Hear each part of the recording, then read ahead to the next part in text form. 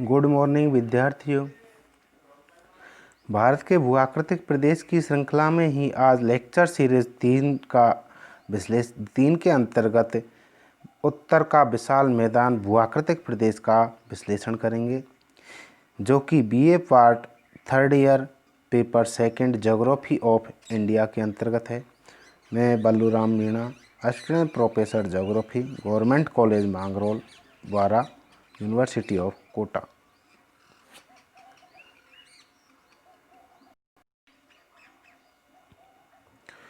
उत्तर भारत का मैदान, जिसे हम उत्तर का विशाल मैदान भी कहते हैं।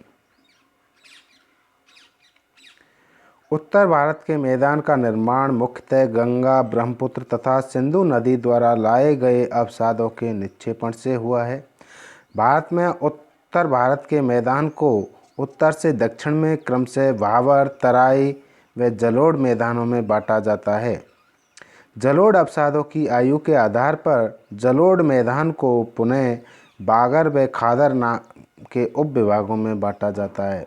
अर्थात उत्तर के विशाल मैदान में जो भूआकृतिक विशिष्टताएं हैं, उनके आधार पर उत्तर के विशाल मैदान को कई उपविभागों में विभाजित किया गया है। यह मैदान पश्चिम में सतलज नदी से लेकर पूर्व में ब्रह्मपुत्र नदी तक फैला हुआ है। यह मैदान पूरब से पश्चिम तक लगभग 2400 किलोमीटर की लंबाई में हिमालय के ही समानांतर हिमालय के दक्षिण में धनुष के आकार में विस्तृत है, जो कि लगभग 150 से 300 किलोमीटर की चौड़ाई में विस्तृत भारत का सर्वाधिक उपजाऊ कृषि क्षेत्र है। उत्तर का विशाल मैदान, जैसे जैसे हम पूरब से पश्चिम की ओर जाते हैं, तो हमारे राजस्थान के अंतर्गत वाला जो क्षेत्र है, अर्थात पश्चिमी जो उत्तरी विशाल मैदान है, दूसरे शब्दों में हम कहें तो उत्तर के विशाल मैदान का पश्चिमी भाग की जो चौड़ाई है वो लगभग 500 किलोमीटर हो जाती है, जबकि उत्तर के विशाल मैदान के ही पूर्वी भाग की जो चौड़ाई है वो घटती हुई लगभग 150 किलोमीटर तक ही रह जाती है। इस मैदान के अवसादों की गहराई 1000 मीटर से 2000 मीटर तक है, और ये गहराई भी जैसे जैसे हम उत्तर से दक्षिण की ओर अर्थात हिमालय से दक्षिण की ओर बढ़ते जाते हैं, तो ये गहराई है वो भी बढ़ती जाती है। इस मैदान की समुद्र तल से औसत ऊंचाई 50 से 150 मीटर तक है। इन मैदानों में ही चावल, गेहूं, गन्ना आदि प्रमुख कृषि फसलों का उत्पादन किया जाता है, और यही मैदान प्राचीन काल में भी सभ्यता के विकास का केंद्र रहा है, और आज भी भारत सर्वाधिक जनसंख्या का संकेंद्रण इसी मैदान में रखता है।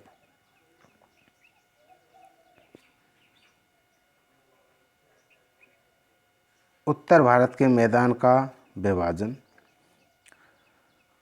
उत्तर भारत के मैदान को उत्तर से दक्षिण क्रमशः भाबर और तराई व जलोढ़ मैदानों में बांटा जाता है। जलोढ़ अवसादों की आयु के आधार पर जलोढ़ मैदान को भी पुनः 2 विभागों में उपविभाजित किया गया है, जो है बागर व खादर। इन्हें हम क्रम से निर्धारित करते हैं। नंबर 1 भाबर प्रदेश, नंबर 2 तराई प्रदेश, नंबर 3 जलोढ़ मैदान। अब इस जलोढ़ मैदान को ही इनकी आयु के आधार पर 2 भागों में विभाजित किया गया है। फर्स्ट है खादर, सेकंड है बागर। आपको हम बता देते हैं कि खादर बागर प्रतियोगी परीक्षाओं में भी बहुत अधिक मात्रा में पूछा जाता है। यहाँ तक कि RAS और IAS की जो मुख्य परीक्षा हैं, उनमें भी खादर बागर के अंतर है वो काफ़ी बार पूछा जाता है। अब एक एक उपविभाजित भाग का हम विश्लेषण करते हैं। पहले है भाबर प्रदेश। भाबर प्रदेश शिवालिक के दक्षिण में और उसके समानांतर विस्तृत 8 से 10 किलोमीटर चौड़ी पट्टी को भाबर कहा जाता है। जब नदियां पर्वतीय भाग से नीचे उतरती हैं तो कंकड़, पत्थर व भारी अवसादों का निक्षेपण पर्वत के किनारे पर कर देती हैं, और इन्हीं अवसादों से भाबर का निर्माण हो जाता है। पर्वतों से उतरने के बाद भाबर में नदियाँ विलुप्त हो जाती हैं, अर्थात जो हिमालय पर्वत से विभिन्न जलधाराएं और विभिन्न नदियां जो प्रवाहित होती हैं वो इस क्षेत्र में आकर के विशाल विशाल कंकड़ पत्थर या गोलास में हैं उनके नीचे विलुप्त हो जाता है और भाबर प्रदेश को पार करने के बाद में धरातल पर दिखाई देने लगता है। तो यह जो क्षेत्र है वो भाबर प्रदेश के नाम से जाना जाता है। दूसरा है तराई प्रदेश। भाबर के दक्षिण में और उसके समानांतर 10 से 20 किलोमीटर चौड़ी पट्टी को तराई कहा जाता है, अर्थात यदि हिमालय से दक्षिण की ओर यात्रा करें तो सबसे पहले भाबर प्रदेश आएगा। भाबर प्रदेश के बाद में जो अगला क्षेत्र आएगा वो तराई प्रदेश ही देखा जाएगा। इस पट्टी में नदियां पुनः भाबर से बाहर निकलकर सतह पर प्रवाहित होने लगती हैं, लेकिन उनकी कोई निश्चित नदी द्रोणी नहीं होती है, अर्थात कोई नदी घाटी नहीं होती है और जो जल है वो फैलता हुआ चलता है, जिसकी वजह से यहाँ पर दलदल और कीचड़ बन जाता है। इसीलिए यह क्षेत्र दलदल व कीचड़ में बदल जाता है, लेकिन आर्द्रता के कारण यहाँ प्राकृतिक वनस्पति का बेहतर विकास होता है। यह क्षेत्र जैव विविधता की दृष्टि से भी संपन्न होता है,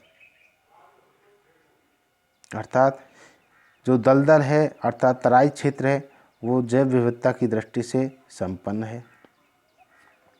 तीसरा है जलोढ़ मैदान। जलोढ़ मैदान का निर्माण तब होता है जब नदियाँ अपने साथ लाए गए महीन व सूक्ष्म अवसादों का समतल क्षेत्र में निक्षेपित कर देती है।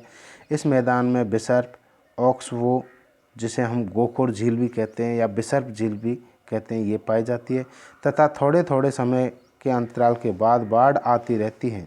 लंबे समय से नदियों द्वारा इन मैदानों में जलोढ़ अवसादों का निक्षेपण किया जा रहा है, इसीलिए जलोढ़ निक्षेप की आयु के आधार पर जलोढ़ मैदान को निम्नलिखित 2 उप विभागों में बांटा जाता है। पहला है बागर और दूसरा है खादर।